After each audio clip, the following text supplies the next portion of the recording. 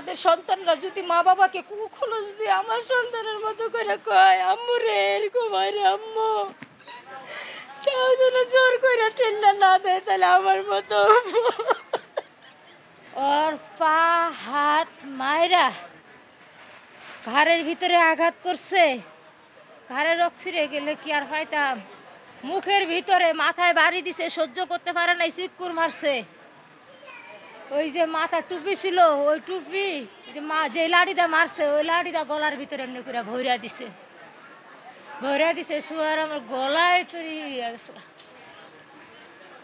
এই করে শুনলাম ওই হুজুরের মনে কি রহমত হইল না? ওই কি কোনো মায়ের সন্তান না? রহমত হইল না?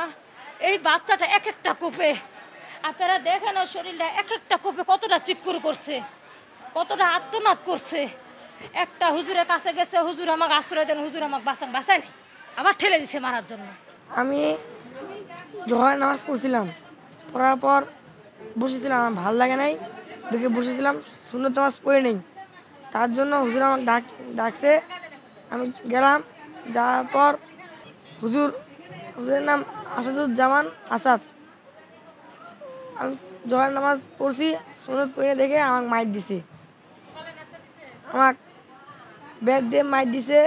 দেওয়ার পর আমাকে লাথি দিছে, পিঠের মধ্যে ঘুষা দিছে, আমার মাথার মধ্যে ব্যাট দিয়ে আঘাত করেছে। আমি যখন চিলে দিয়েছিলাম, তো আমার মাথার টুপিটা নিয়ে আমার মুখের ভিতরে ঠেলে দেওয়ার কারণে আমার মুখটা চামড়া উঠে গেছে। তারপর তখন আমি বলছিলাম হুজুর আমাকে একটু আব্বুকে ফোন দেন। হুজুর আমার আব্বুকে ফোন দেয় নাই। বললাম হুজুর বাসায় যাবো, তাও আমাকে দেয় নাই। পরে তখন আমার একটা রুমের মধ্যে শোয়া রাখছে।